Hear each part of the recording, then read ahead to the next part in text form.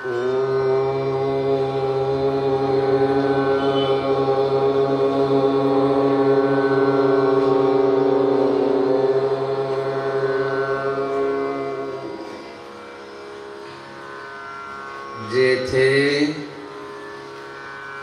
कीर्तनाची जागा तेथे पांडुरंग उभा.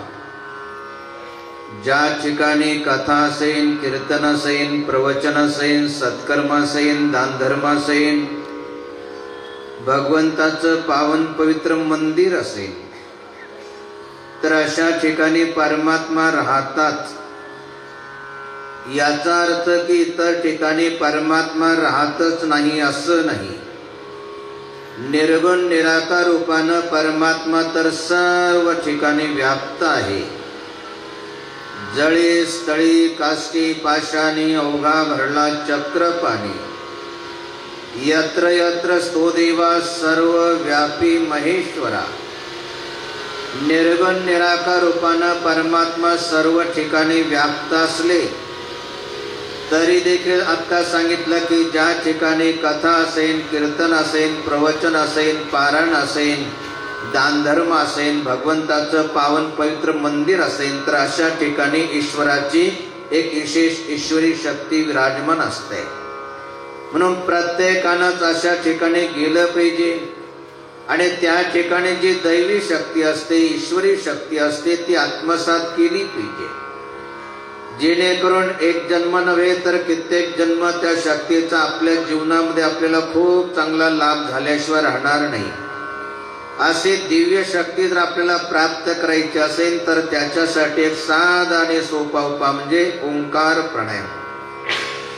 ओंकार प्राणायाम म्हणजे जो शांत बसतो, दीर्घ श्वास घेतो आणि अशी भावना करतो की या वातावरणामध्ये, या ब्रह्मांडामध्ये, या मंदिरामध्ये ईश्वराची जे विशेष ईश्वरी शक्ती विराजमान आहे. श्वास घेताना माझ्या रोमरोमामध्ये प्रविष्ट होते आणि श्वास सोडताना माझ्यामधले विकार, दुर्गुण, दुराचाराची भावना, व्यसनाची भावना सर्व निवृत्त होते. दृढ श्रद्धा, भावना, विश्वास ठेवून ओंकार प्राणायाम केला तर त्याला अनुभूती येते की खरोखरच माझं मन शांत होतंय, पवित्र होतंय. त्याची प्रत्यक्ष अनुभूती घेण्यासाठी प्रत्येकानं असं शांत बसायचंय, सरळ बसायचंय, एक दीर्घ श्वास घ्यायचाय आणि ओंकाराचं उच्चारण करायचंय.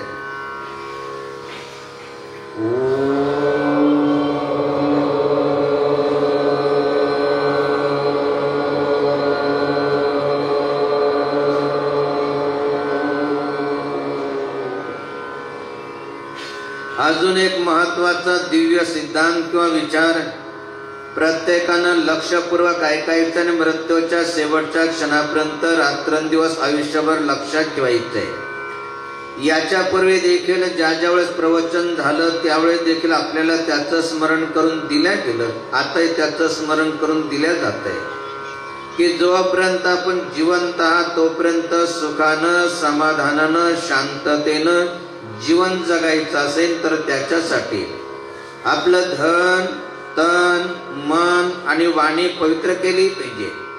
लक्षात ठेवायचं की याच्यापैकी एक जर या पवित्र असेल तर या जगामध्ये सुख आणि परलोकामध्ये सद्गती कधी लागूच शकत नाही.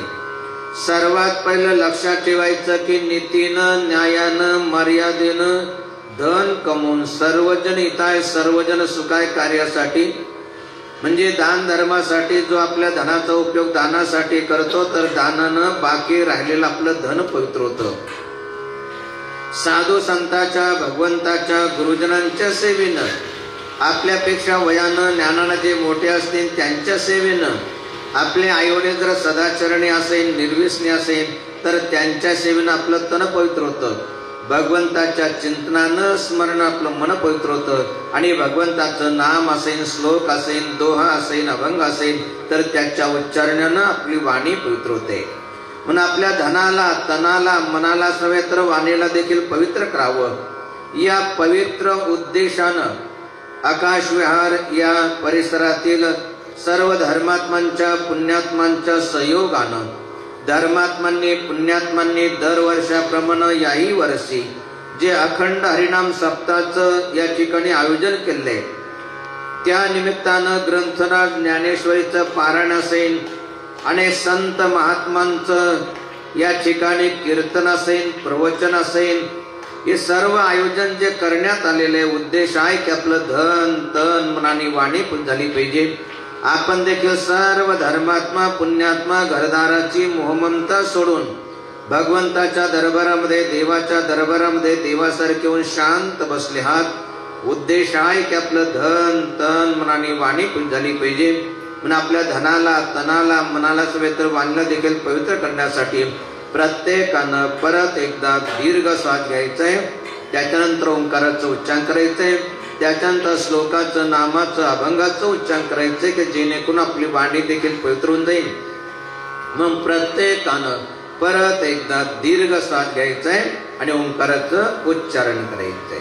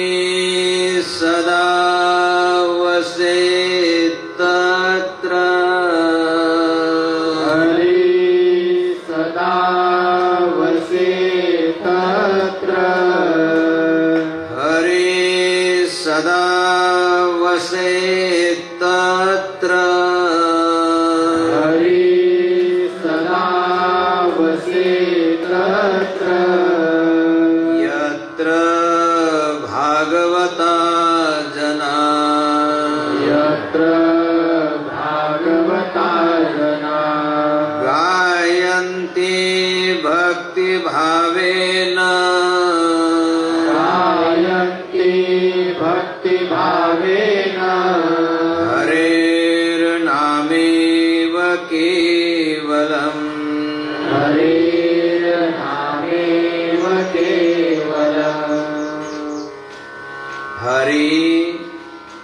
सदा वसे तत्र यत्र भागवत जना गायन्ति भक्ति भावेन हरेर नामेव केवलम. भगवंत कुठे राहतात? प्रत्येकानं लक्षपूर्वक ऐकायचंय. लक्षपूर्वक का ऐकायचंय? काही म्हणतील की भगवंत कुठे कराय ना आम्हाला तर काय घ्यायचंय. भगवंत कुठे राहतात हे आपण याच्यासाठी जाणून घ्यायचंय की प्रत्येकाला जीवनामध्ये सुखाची, समाधानाची, शांततेची अपेक्षा असते. विशेष करून जे ग्रामीण भागामध्ये राहतात तर त्यांना तर बिचाऱ्यांना सुखी समाधानी राहतात. परंतु शहरामध्ये एक मोठा समस्या आहे. जसं भांगशी मातेच्या गडाजवळ ग्रामीण भागातून येतात, शहरी भागातून येतात. विशेष करून जे शहरी भागातून येतात ते म्हणतात की बाबाजी सर्व काही आहे, गाडी आहे, बंगला आहे, फ्लॅट आहे, सर्व काही आहे, भोग ऐश्वर्याचे सर्व साधन आहे, परंतु सुखच नाही, समाधानच नाही आहे. सर्व सुख समाधान कशामुळे मिळतं हे पहिलं जाणून घेतलं पाहिजे. सुख म्हणजे शाश्वत सुख, निर्विकारी सुख, स्वावलंबी सुख. निर्विकारी म्हणजे ज्याच्यामध्ये कसल्या प्रकारचा विकार नाही.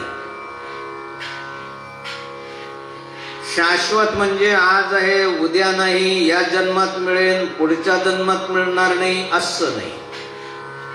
आणि सर्वात महत्वाचं म्हणजे स्वावलंबी, जे दुसऱ्यावर ते अवलंबून नाही. काही सुख दुसऱ्यावर ते अवलंबून असतात. एखाद्या पदावर ते, पदार्थावर ते, व्यक्तीवर ते अवलंबून असतात. ते पद, पदार्थ, व्यक्ती जर का मिळालं तर काहींना एवढा आनंद होतो की त्या आनंदाच्या भरामध्ये ते पागल होतात आणि वेड्यांच्या आसमध्ये त्यांना भरती करावं लागतं.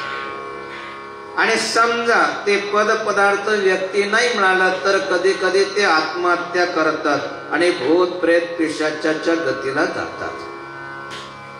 सांगायचं तात्पर्य की शाश्वत सुख, निर्विकारी सुख आणि स्वावलंबी सुख मिळवायचं असेल तर त्याच्यासाठी या जगामध्ये जेवढे संत असेल, पंथ असेल, ग्रंथ असेल, त्या सर्वांचा मतितार्थ आपुला तो एक देव करून घ्यावा, तेने विन जीवा सुख नाही. पाहो जाता एक देव, त्यांनी निर्मिले सर्व, अन्न पाणी तोची देतो, प्रेमे सर्व सांभाळतो. एक जो परमात्मा आहे आपुला तो एक. जसं शिव विष्णू दोघे एकच अवतार, वेदांनी निर्धाराची केली जैसी भक्ती, शैव का वैष्णव, पाहता तो देव नाही तुझा. असा जो परमात्मा त्याला प्राप्त करून घ्या. आज करा, उद्या करा, 1 महिन्यानंतर करा, या जन्मात करा, पुढच्या जन्मात करा, परंतु जोपर्यंत त्या भगवंताला आपलंस करून घेत नाही तोपर्यंत शाश्वत सुख, निर्विकारी सुख आणि स्वावलंबी सुख कुणाला मिळालं नाही, आता मिळत नाही आणि पुढे मिळणार नाही. म्हणून त्या भगवंताची प्राप्ती करून घ्यायची असेल तर ते भगवंत कुठे राहतात?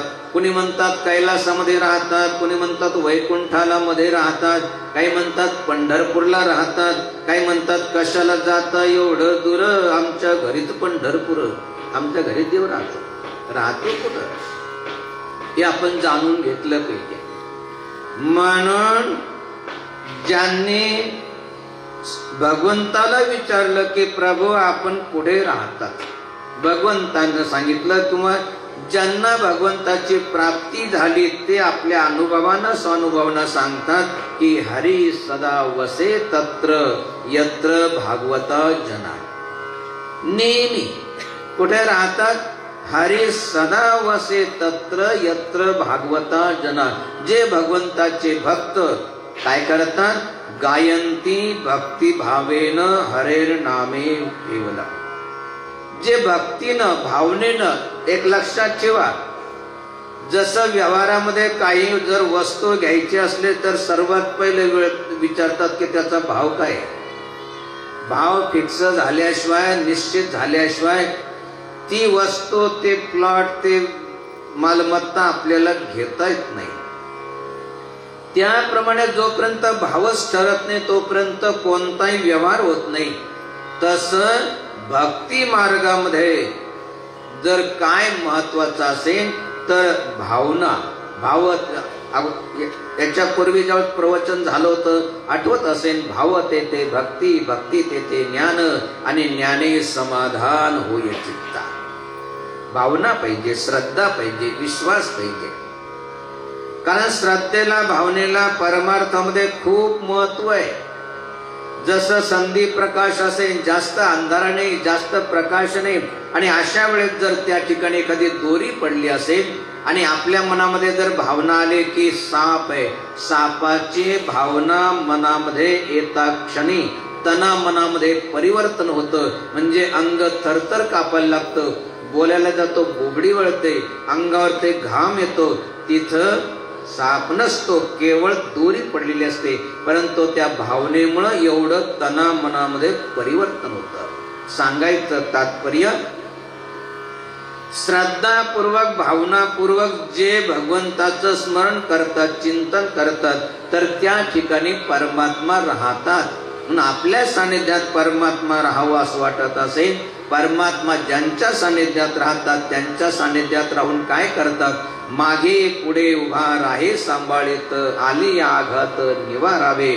आपलं रक्षण परमात्मा करतात.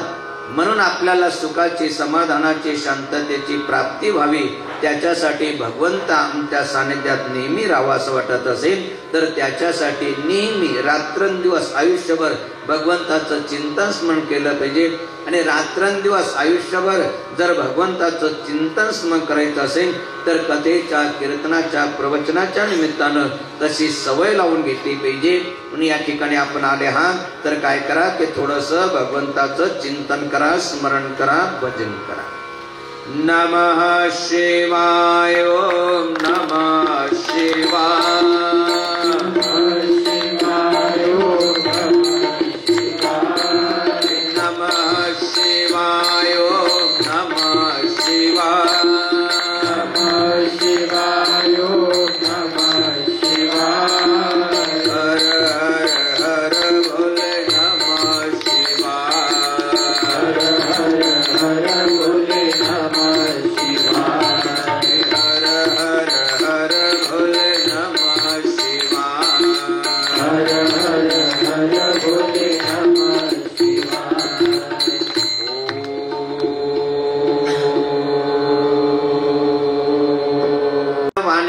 पवित्र करण्यासाठी प्रत्येकानंच अभंगाचं उच्चारण केलं पाहिजे. आणि प्रत्येकालाच अभंगाचं उच्चारण करता यावं आणि प्रत्येकाची वाणी पवित्र व्हावी या उद्देशानं अगदी साध्या सोप्या चालीमध्ये अगोदर आम्ही अभंग म्हणतो, नंतर प्रत्येकानंच अभंगाचं उच्चारण करायचंय. न मेळो खावया न वाढो संतान, मेळो खावया न वाढो संतान, न मेळो खावया न वाढो संतान, मेळो खावया न वाढो संतान. हरी हा नारायण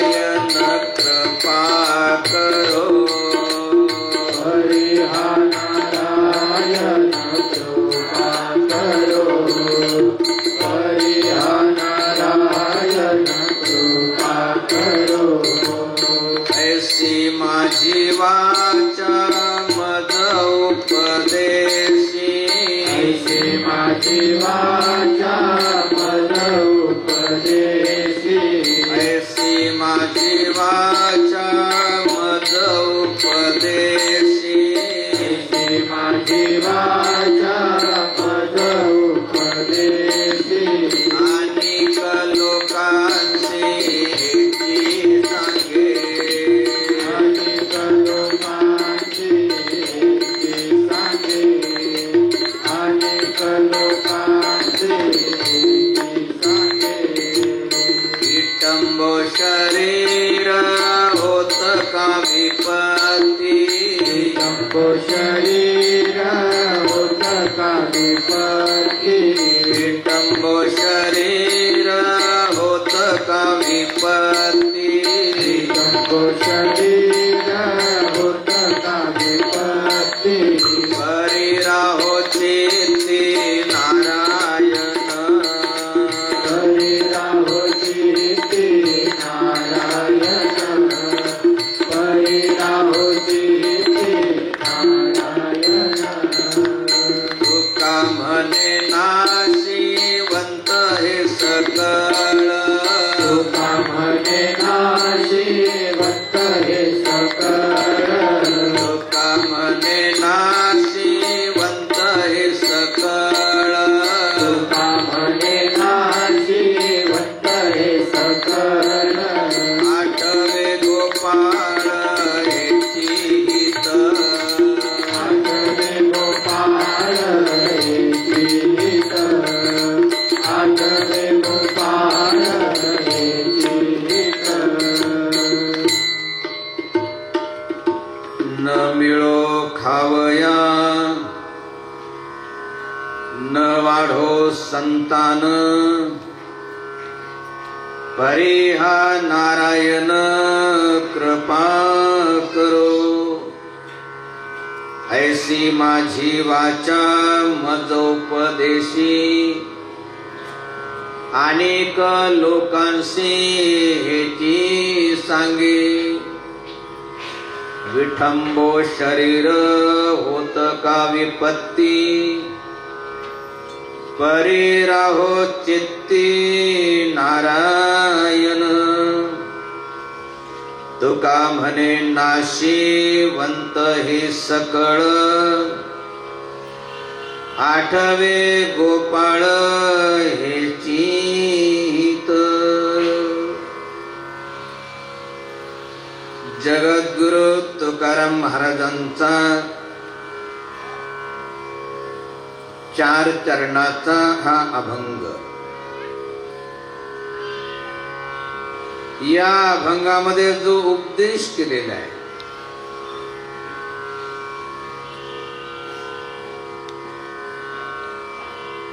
तो उपदेश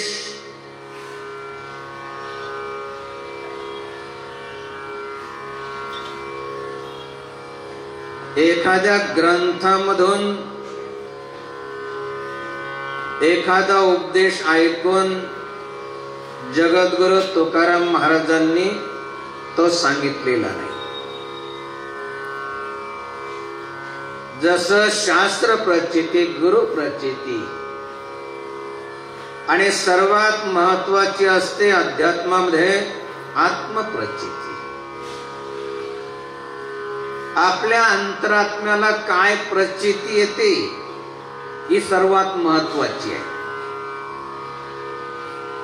तसं शास्त्र काय सांगतं ते प्रत्येकानं ऐकलं पाहिजे.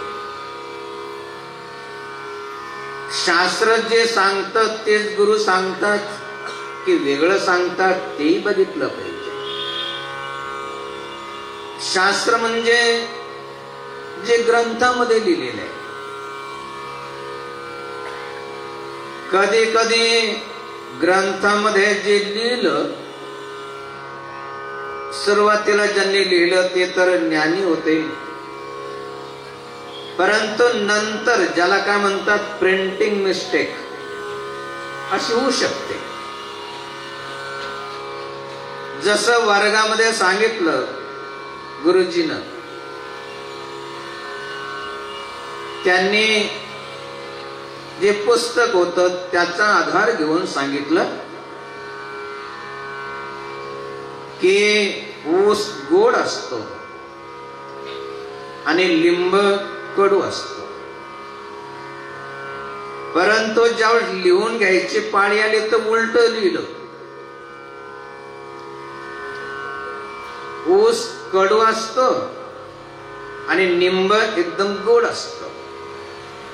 वाचणाऱ्यानं देखील तसंच वाचून टाकलं.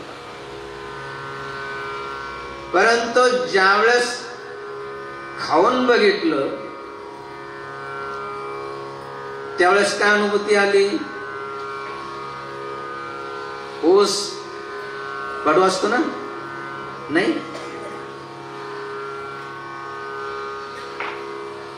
किती सांगितलं की नाही ऊस कडूच असतो, कोणीच मानणार नाही, कारण ती अनुभूती आहे.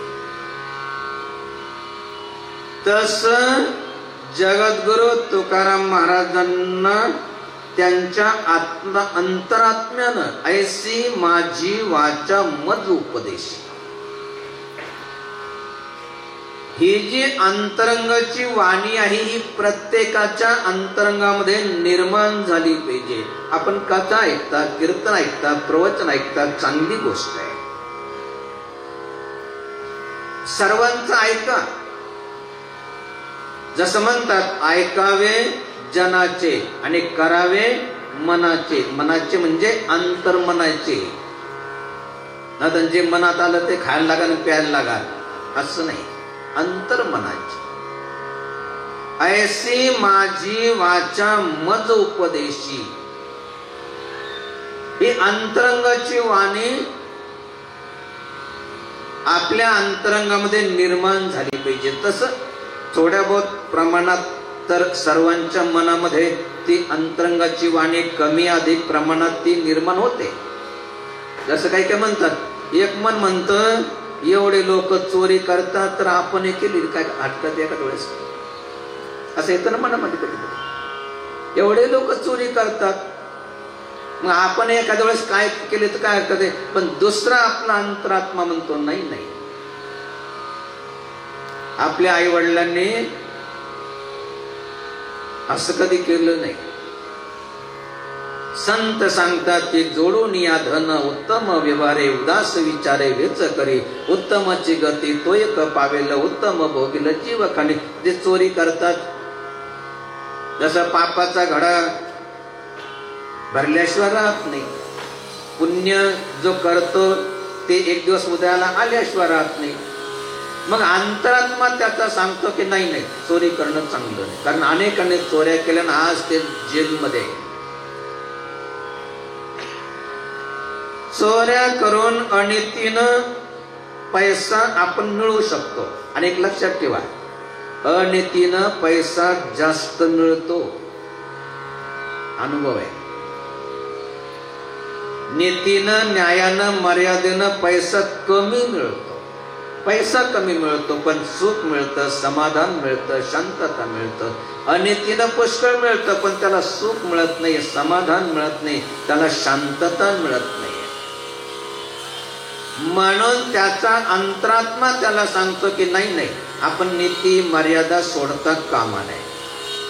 अशा प्रकारे जगद्गुरु तुकाराम महाराजांना त्यांच्या अंतरात्म्यानं जो उपदेश केला, ऐसी माझी वाचा मद उपदेशी, अनेक लोकांशी हेची सांगे, तशी आपली अंतरात्म्याची जो आवाज आहे तो आपल्याला एक दिवस आला पाहिजे. याच्यासाठी हे प्रवचन आहे, याच्यासाठी दानधर्म आहे, याच्यासाठी आईवडिलांची सेवा आहे, याच्यासाठी साधू संतांची सेवा आहे, याच्यासाठी धर्म कर्म आहे, त्याच्यासाठी दान पुण्य उपवास आहे, की जेणेकरून एक दिवस आपली अंतरंगीची वाणी निर्माण झाली पाहिजे. ऐसी माझी वाचा मज उपदेशी, अनेक लोकांशी हिची सांगे. कोणती वाणी? पहिल्या चरणामध्ये सांगतात, न मिळो खावया न वाढो संतान, न मिळो खावया न वाढो संतान, न मिळो खावया न वाढो संतान, न मिळो खावया न वाढो संतान, हरिहा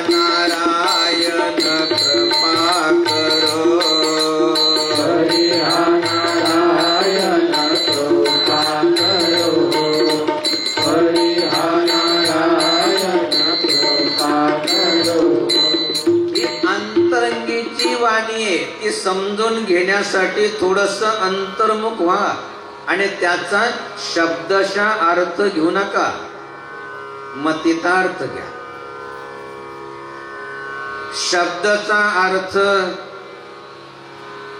न मिळो खावया न वाढो संतान. काही काही उच्चारलंच नाही, काही नास वाटत असेल तसं म्हटलं तर तसंच झालं तर काय घ्या. न वाढो संतान न मिळो खावया, याचा अर्थ संतांना असं वाटत नाही की अन्न अन्न करून मेले पाहिजे, हे निसंतान झाले पाहिजे, असं नाही. संतांना तर असं वाटतं की विश्व स्वधर्म सूर्य पाहो, जो जे वांछल तो ते लाहो, प्राणी जात ज्याला ज्याची इच्छा असेल ते सर्व त्यांना मिळालं पाहिजे. प्रत्येकाच्या घरामध्ये संतान आली पाहिजे, पण कशी? अशी संतान की ज्याचा आनंद संतांना तर काय भगवंताला निर्माण होतो. कोळी कन्या पुत्र होती जे सात्विक, तयाचा हरिक वाटे देवा, गीता भागवत करीती श्रवण, अखंड चिंतन विठोबाचे. भगवंताचं चिंतन स्मरण करणारा पुत्र आपल्या कुळामध्ये निर्माण झाला पाहिजे. आई वडिलांची साधू संतांची सेवा करणारा, धर्माचं रक्षण करणारा, आपल्या धर्माबद्दल, आपल्या आईवडिलाबद्दल, आपल्या देशाबद्दल स्वाभिमान ज्याच्या अंतःकरणामध्ये असा शूरवीर जन्माला आले पाहिजे, दानी आले पाहिजे, भक्त आले पाहिजे. जननी जने तो भक्त जन, या दाता या शूर, नातो माता बांज रहे व्यर्थ गुमा म्हणतो. सांगायचं तात्पर्य परमार्थामध्ये बऱ्याचशा वेळेस उलटा अनुभव येतो. माया छाया एकसी बिरला जाने कोय, भक्ता के पीछे फिरे सन्मुख भागे सोय. माया आणि छाया. माया म्हणजे धन द्रव्य संपत्ती म्हणतात ना, त्यानं खूप माया जमवली, माया. आणि दुसरी छाया म्हणजे सावली.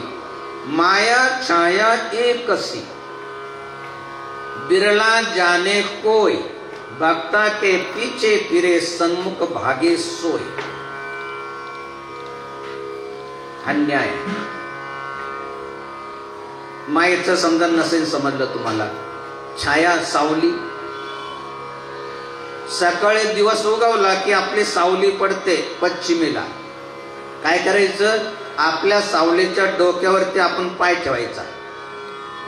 उद्या करून बघा लागल्यास. ठेवता येईल? आपण चालायला लागलो ती चालायला लागते. बरं लवकर पळत ती लवकर पळते. आणि जर का आपण उभं राहिलो तर ती उभी राहते. आपण जर का तिच्याकडे पाठ करून चालायला लागलो ती आपोआप आपल्या पाठीमागे येते. आपोआप बोलवा लागत नाही. माया छाया एकसी बिरला जाने कोय, भक्ता के पीछे फिरे सन्मुख भागे सोय.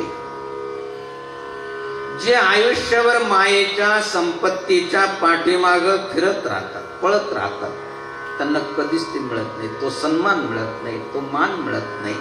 परंतु त्याच्याकडून जेव्हा पाठ फिरवतात, सन्मानाची इच्छा करायची नाही, धनाची इच्छा करायची नाही, आपोआप आपल्या पाठीमाग ते सर्व येतील. न मिळो खावया न वाढो संतान. कारण आजकाल काय चालू आहे? इथं भर पोटासाठी पहा केवढी आटाआटी.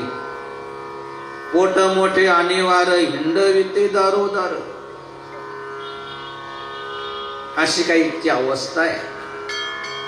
त्याच्यासाठी न मिळो खावया न वाढो संतान, परी हा नारायण कृपा करो. हे दुसरं जे चरण आहे ते महत्वाचं आहे. खायला नाही मिळालं तर चालेल, संतांनी वाढली तर चालेल, परंतु भगवंताची कृपा झाली पाहिजे. आणि भगवंताची जर कृपा झाली तर ज्याचा सखा हरी त्यावरी विश्व कृपा करेल. विश्वच नाही, विश्वंभर देखील त्याच्यावरती कृपा करतो. ज्यावेळेस आपण खाण्याची पिण्याची चिंता करणार नाही, चिंतन कराल त्यावेळेस. जसं कौरवांनी छल बल कपट करून पांडवांचं राज्य जिंकून घेतलं, जे दागिने ते तर काढून घेतलेच, परंतु जे भरजरी वस्त्र होते ते देखील काढून घेतले, अरण्यामध्ये पाठवून दिलं. 12 वर्षाचा वनवास, 1 वर्षाचा अज्ञातवास. तिथं जाऊन ते चिंता करत नाही बसले, त्यांनी भगवंताचं चिंतन केलं. जो भगवंताचं चिंतन करतो त्याला खाण्याची पिण्याची कसल्या प्रकारची चिंता करावी लागत नाही.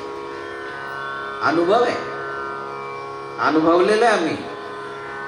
ध्यानी योगी राज बैसले कपाटी, लागे पाठोपाठी तयांची तान भूक त्यांचे, राखीव शीतोष्ण झाले उदासीन देह भावा. देह जाऊ अथवा राहू पांडुरंगी दृढ भाव करू. तर बघा,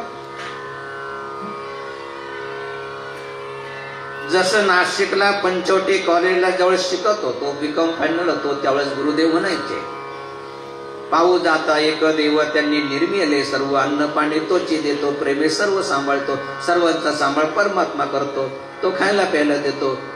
कॉलेजचं जीवन असल्यामुळं भले आश्रमामध्ये राहत होतो, परंतु कॉलेजचं जीवन असल्यामुळे सहज मनामध्ये येतो, देव काय खायला देतो? देव कुठे खायला देतो?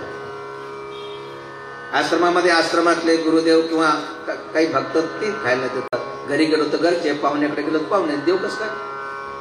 हा, ज्या ठिकाणी आपले ओळखीचे नाही, आपला देश नाही, वेश नाही, त्या ठिकाणी जर त्यांनी सांभाळलं, त्यांनी सेवा केली, तर समजायचं की ही ईश्वराची कृपा आहे. आणि त्याच्या गुरुदेवांच्या महान निर्वंतर नेपाळ असेल, तिबेट असेल, चीन असेल, अशा ठिकाणी राहिलो आणि त्या ठिकाणी त्या लोकांनी एवढी सेवा केली की जी नातेवाईकांनी देखील केली नाही, एवढी सेवा. ईश्वराची कृपा आहे. सांगायचं त्या तात्पर्य की त्यांनी चिंता नाही केली, भगवंताचं चिंतन केलं. भगवंताने सूर्यनारायणाला प्रेरणा केली आणि सूर्यनारायणानं एक अक्षय पात्र दिलं. अक्षय पात्र. सकाळी उठल्यापासून तो जोपर्यंत द्रौपदी जेवत नाही तोपर्यंत किती प्रकारचे पक्वान्न आणि किती प्रमाणात मिळत राहायचे. 60,000 ऋषी आले एकदा. आता बघा, आपल्याला माहित असेल सर्वांना, रात्री 12 वाजता द्रौपदीचं जेवण झालं होतं, कारण या दुर्जनांनी त्यांना तिकडे पाठवलं होतं. दुर्जनाचे अन्न सेवनी दुर्वास, छळीले पांडवास निशी माझी. शकुनी म्हटलं की दुर्योधना, आपण पुष्कळ प्रयत्न केला, यांना विष देऊन मारण्याचा प्रयास केला, लाक्षागृहामध्ये जाळून मारण्याचा प्रयास केला, पण हे काही मरत नाही. मग आता काय करायचं? दुर्वासादी ऋषींची सेवा करायची. म्हणजे कशासाठी त्यांना सेवा करायची? त्यांना कशासाठी जीव घालायचं? म्हणले, जो ज्याचं अन्न खातो तशी बुद्धी त्याची होते. आपलं अन्न खाल्लं की आपल्यासारखे त्यांची बुद्धी होईल. मग त्यांना सांगायचं की रात्री 12 वाजता जा तिथं आणि त्यांना जेवण मागा. रात्री 12 वाजता तर ते जेवण देऊ शकणार नाही आणि ते तर क्रोधी आहे, ते श्राप देतील आणि आपोआप पांडव मरून जातील. 12 वाजता म्हटलं की स्नान करून येतो आणि 60,000 ऋषी आमची जेवणाची व्यवस्था करून द्या. भगवंताचा धावा केला की प्रभू. भगवंत आले. म्हटले, द्रौपदी मला खूप भूक लागली. अरे म्हटले, अन्नाचं कण नाहीये, पण तुला तर माहिती आहे अक्षय पात्र आहे, परंतु त्याच्यामध्ये मी जेवले की काही मिळत नाही. म्हटले, ते काही नाही. आणि मग त्या ऋषींना जे आहे तर जीव घालायचे, त्याच्यासाठी मी तुझा धावा केला आणि तू म्हणतो मला भूक लागली, मला पहिले जेवायला दे.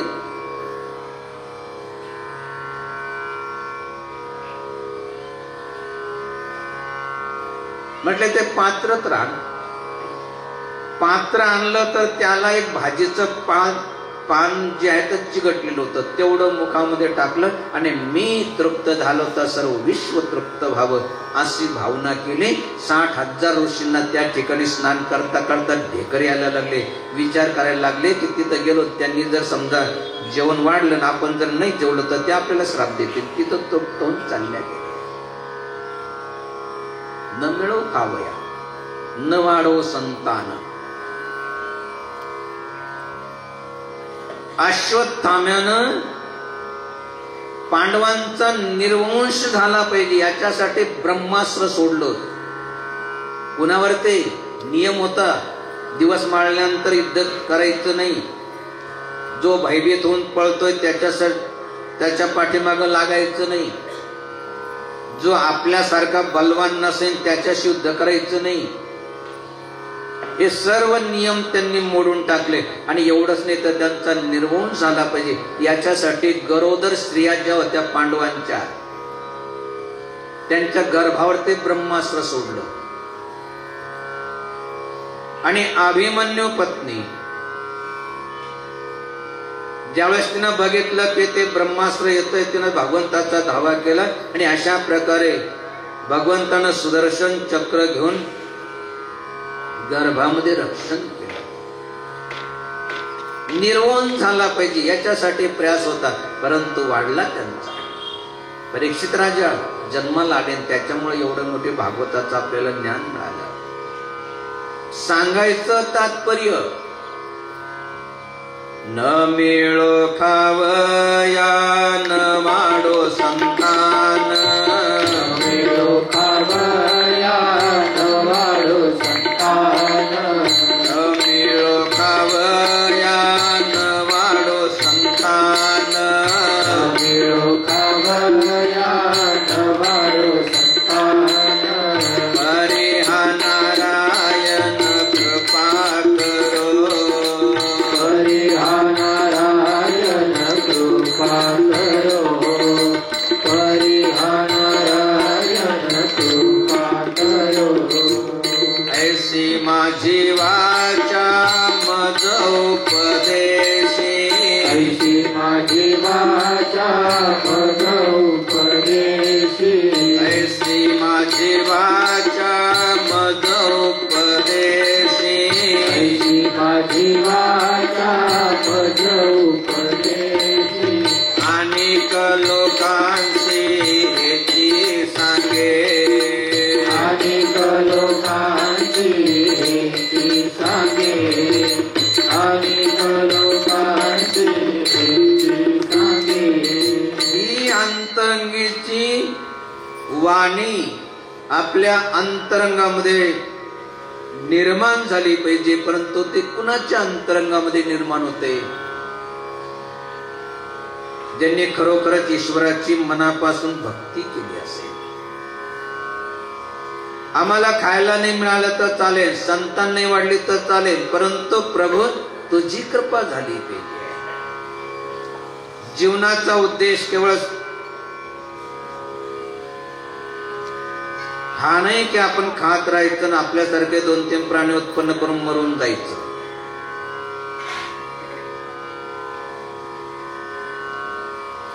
पशूंना तरी एका वेळेस कितीतरी होतात. आपण म्हणून ते श्रेष्ठ आहे, ते भाग्यवान असं नाही. भाग्यवान तो आहे की जो भगवंताची भक्ती करून भगवंताला प्राप्त करून घेतो. आणि भगवंताची प्राप्ती करताना किती कष्ट झाले तरी काही हरकत नाही. 3ऱ्या चरणामध्ये म्हणतात, विटंबो शरीर होत का विपत्ती.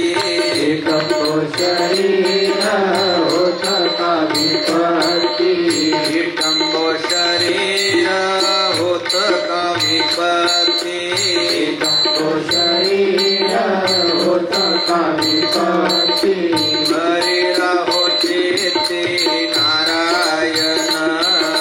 हरी राहो चेते नारायण. हरी राहो चेते नारायण. विटंबो शरीर होत का विपत्ती परी राहो चित्ती नारायण. बघा काय काय नाही, किती कष्ट सहन केले. सुदामा ब्राह्मण पाहते पांडव खंड वनवासी परी त्या देवासी आठविती. सुदामा ब्राह्मण दारिद्र्य पिढीला नाही विसरला पांडुरंग. किती दरिद्रता.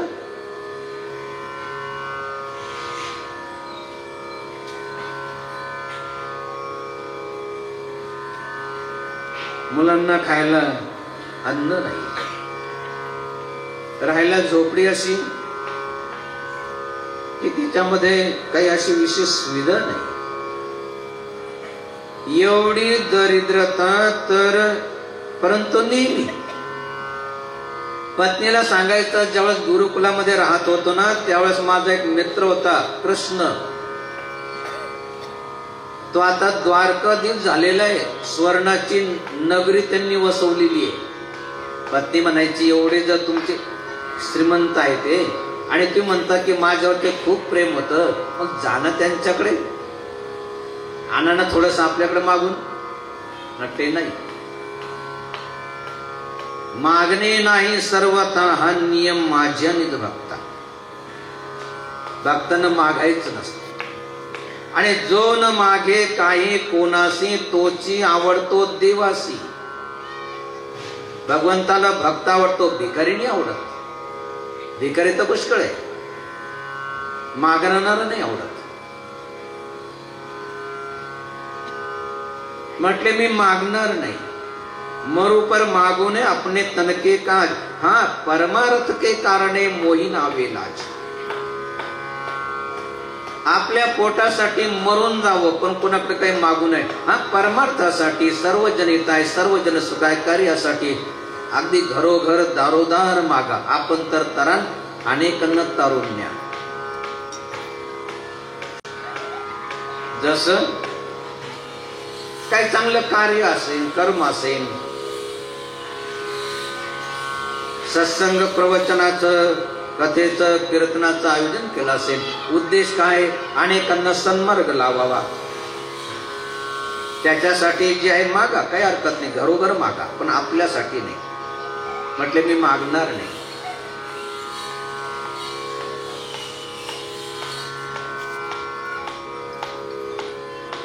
म्हटले ठीक आहे, नका मागण्यासाठी जाऊ,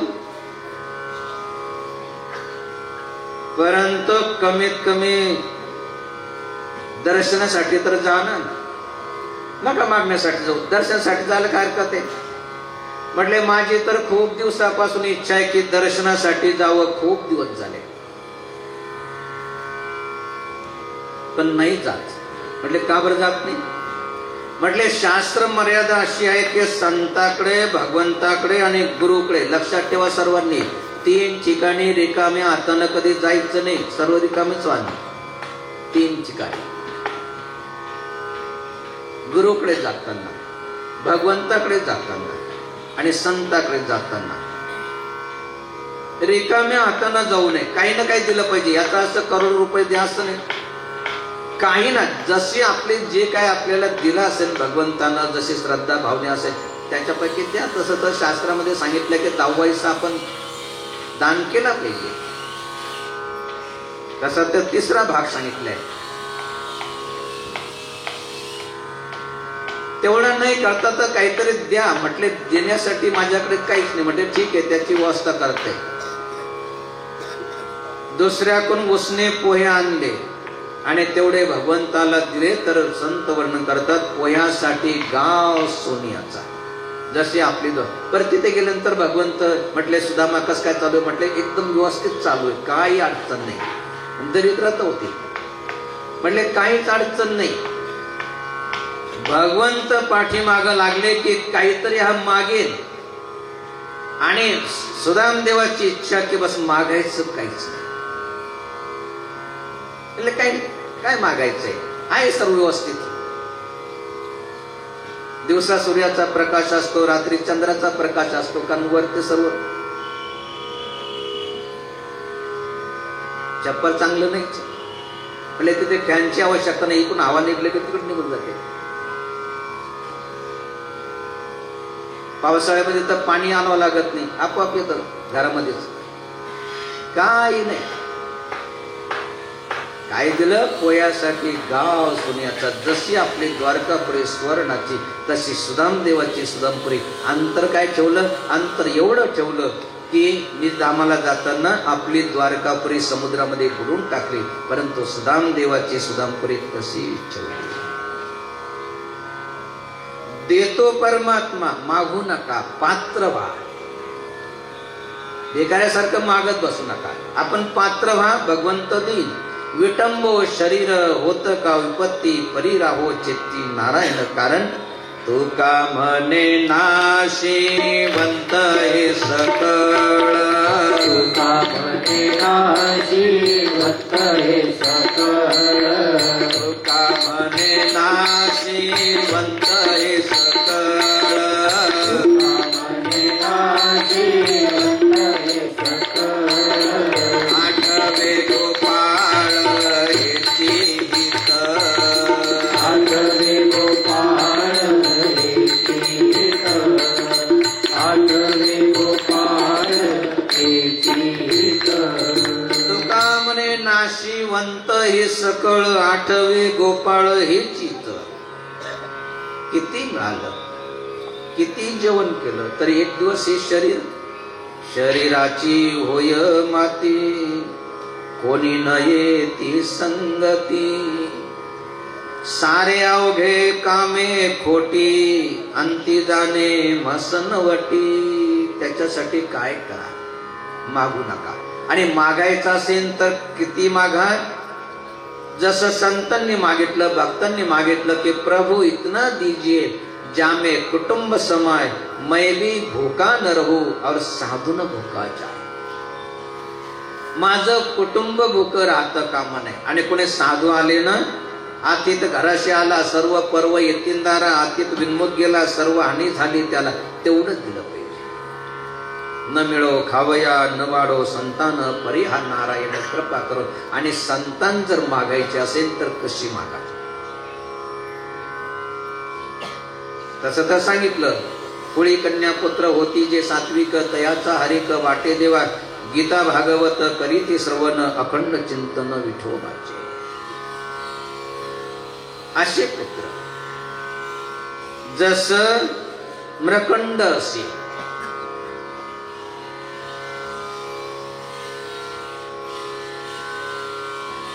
त्यांच्या मनामध्ये दुःख होतं.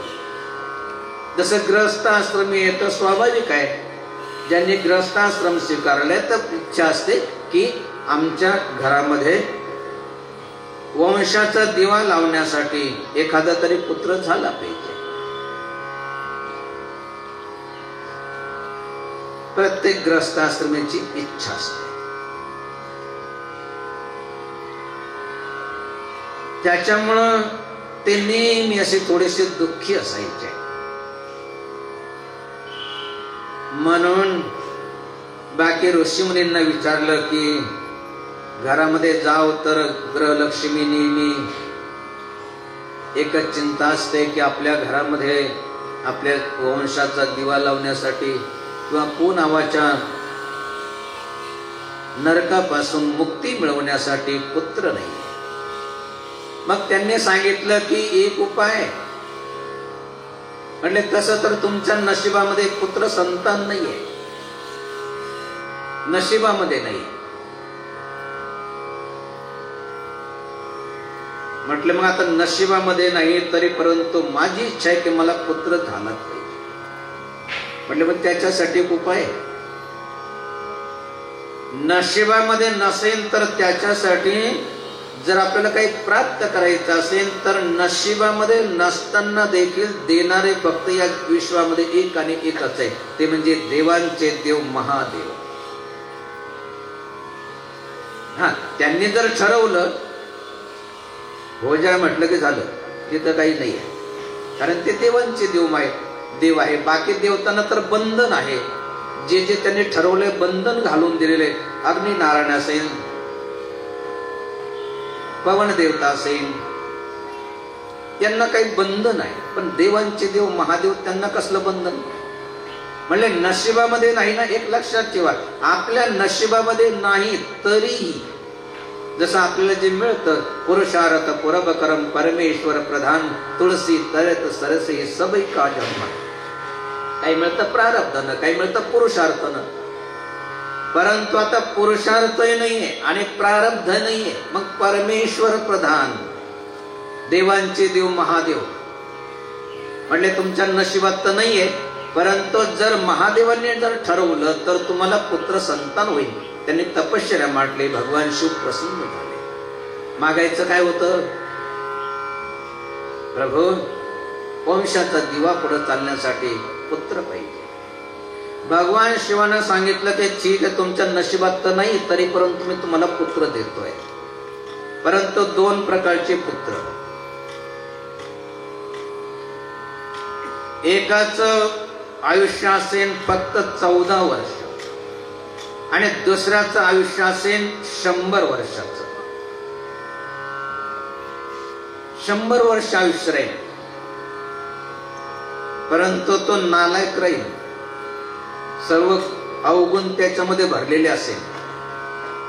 परंतु जो गुणवान आहे त्याचं आयुष्य फक्त 14 वर्षाचं आहे. समजा तुम्हाला सांगितलं 100 वर्षावाला पाहिजे का 14 वर्षावाला? 100 वर्षावाला पाहिजे. वर हात करा बरं.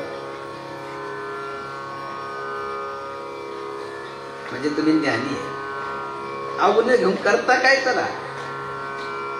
अधार्मिकाला घडतं. म्हणजे असला का नसला का बरेचशे लोकांची, बाबाजी नसताना तर परवडलं असतं. बरेच जणांचे नसते तर परवडले असते. त्यांनी सांगितलं की हे प्रभू, मला तो 100 वर्ष काय 500 वर्ष जरी जगला तरी त्याचा मला नकोय. मला 14 वर्षाचा का होईना, परंतु मला सद्गुणी मुलगा. त्याप्रमाणे त्यांना मुलगा झाला. मुलगा झाल्यानंतर ग्रहस्थाश्रमी जसा जसा तो मोठा व्हायला लागतो तसा तसा त्यांना आनंद वाटायला लागतो की चला आता थोडासा मोठा झाला, थोडासा आता कामधंदा करायला लागला, थोडासा पुढं मोठा झाला की त्याचं लग्न होईल, सून घरामध्ये येईल. पण जसा जसा तो वाढायला लागला तसा तसा ते चिंतित व्हायला लागले. त्यांची चिंता वाढायला लागली. परंतु होता सद्गुणी. म्हणून एक दिवस विचारलं की बाबा, आपण आजकाल पहिल्यासारखे प्रसन्न दिसत नाही, काय कारण आहे? सद्गुणी होता. काही काही असतात असं, बाप सांगत नाही, आई सांगत नाही, परंतु काही घे. सद्गुणी मुलं जर असेल ना, बाप जेवले नाही तर आईला विचारते, बाबा का बरं जेवले नाही, काय कारण झालं? त्यांना विचारतात. असे काही सद्गुण मुले असतात. बाकी काही जेवले काय नाही जेवले काय त्यांना काही घेणं देणं नाही. परंतु तो सद्गुणी होता. विचारलं की बाबा, आपण आजकाल पहिल्यासारखे प्रसन्न दिसत नाही, काय कारण आहे? म्हटलं काही नाही, आई मी आनंदित आहे, पहिल्यासारखंच आहे. बाप आई दुःख लपवतात, नाही सांगत. परंतु जे सुजाण चांगले मुलं असतात, मुली असतात, तर ते जाणून घेतात की यांची व्यथा काय. म्हणून एक दिवस सांगितलं की बाबा नाही नाही, तुम्ही आजकाल पहिल्यासारखे प्रसन्न नाही, काहीतरी दुःख आहे.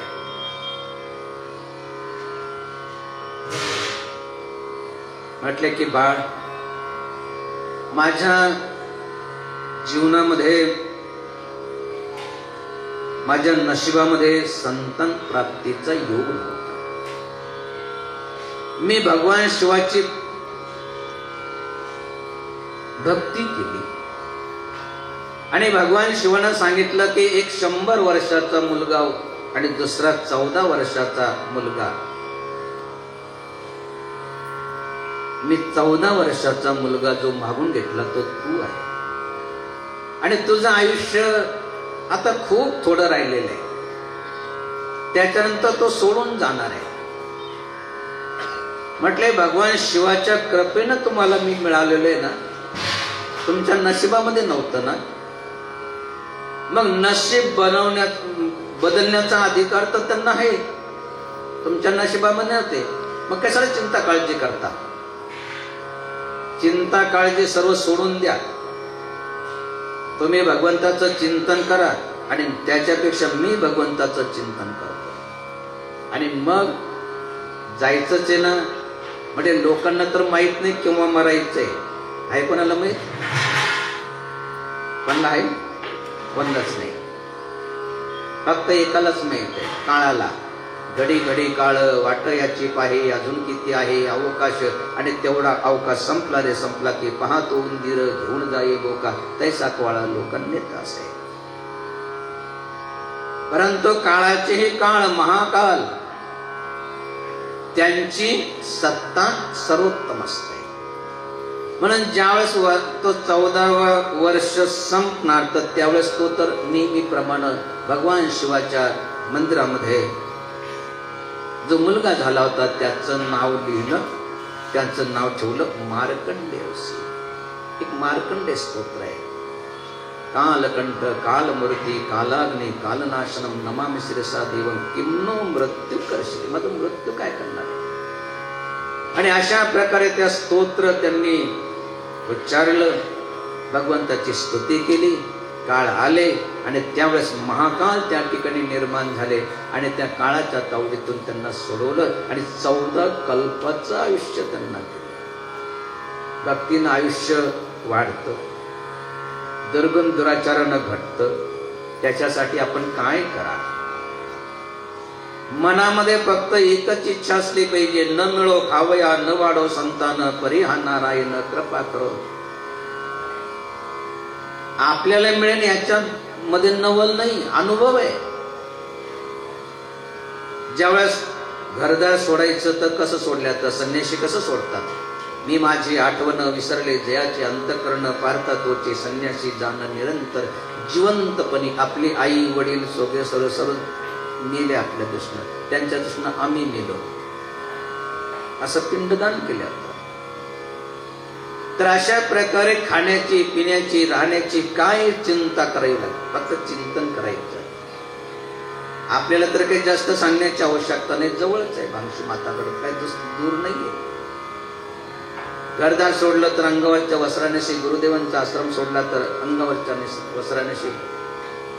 सहज एक मनामध्ये निर्माण झालं, मना की ऐसी बात बोले की कोई न बोले, झूठ और ऐसी जगह बैठे की कोई न बोले. 2-3 कवन गुंठे जमीन असावी. किती माहिती आहे ना तुला? 50 एकराचं क्षेत्र आहे. त्या 2-3 गुंठ्यामध्ये एखाद्या गायीची सेवा व्हावी. 100-125 गायी त्या ठिकाणी. कशासाठी? व्यवसाय म्हणून नाही, तर त्या मुलांना कसल्या प्रकारचं व्यसन असता कामा नये.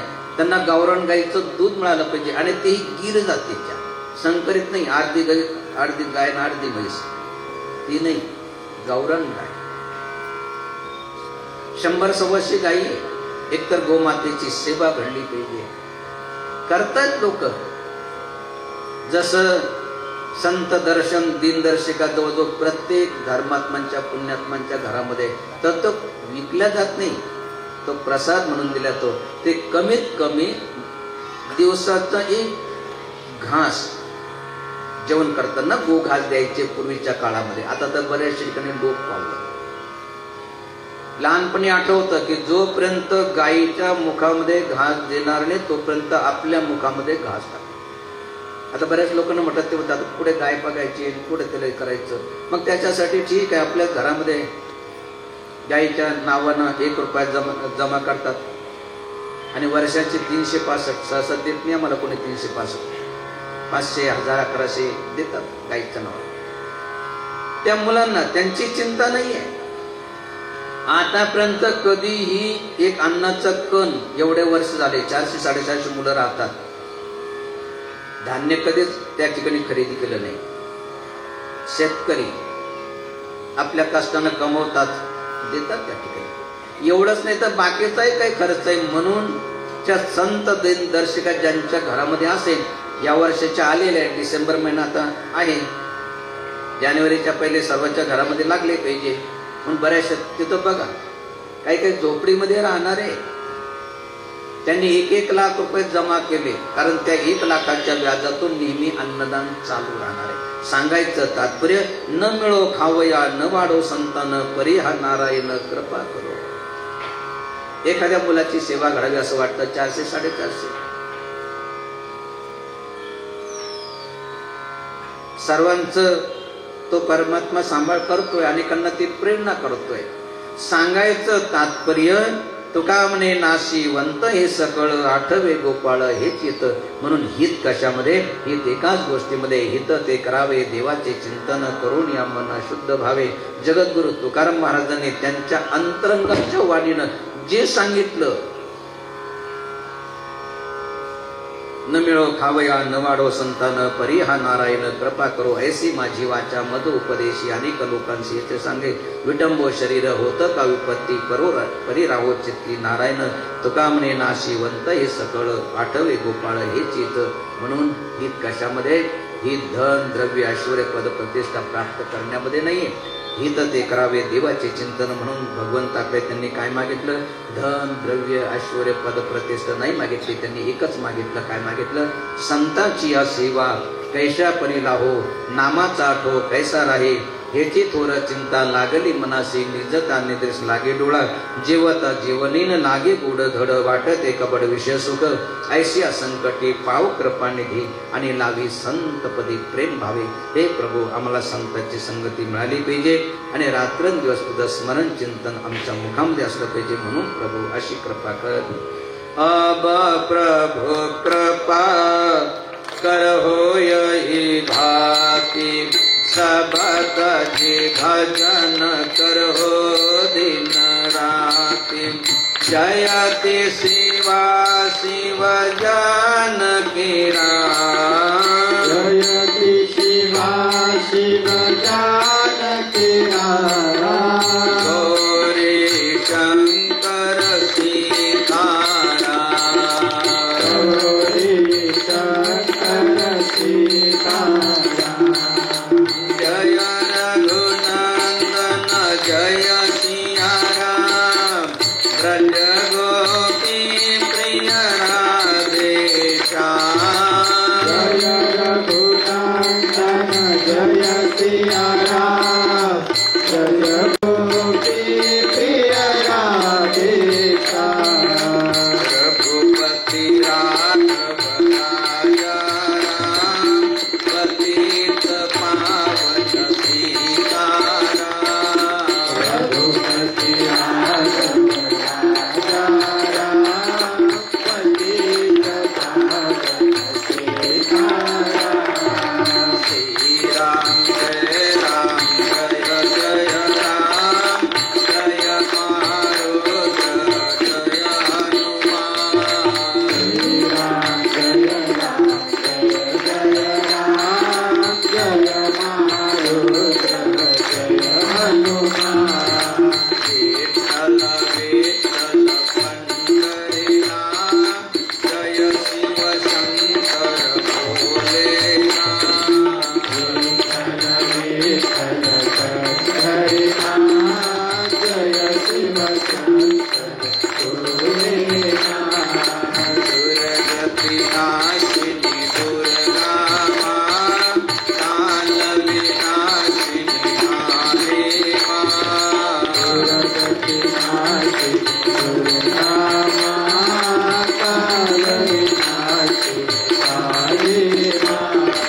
आदि शक्ति भवानी माँ, भव भय भंग सिभाग सिमा. आदि शक्ति भवानी माँ, भव भय भक्त सिभाग सिमा. भव भय नाशिनी नाग सिमा, भव भय नाशिनी नाग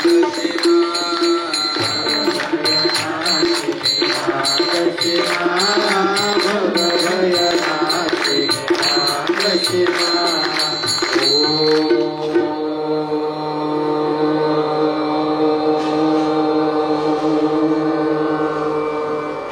नमः पार्वती पते हर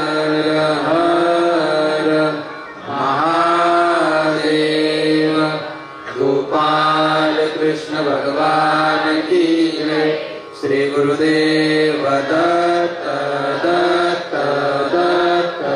अलख निरंजन सद्गुरु जनार्दन स्वामी महाराज की जय। महामंडलेश्वर स्वामी परमानंद गिरिजी महाराज की जय। कुंडलिकावदेव हरि विठ्ठल। श्री ज्ञानदेव तुकाराम पंढरीनाथ भगवान की जय। पवन पुत्र हनुमान की जय। रामचंद्र भगवान की जय। भागश्री माता की जय। नागेश्वर भगवान की जय। पशुपतेश्वर भगवान की जय। काशी विश्वेश्वर भगवान की जय। काशी विश्वनाथ भगवान की जय।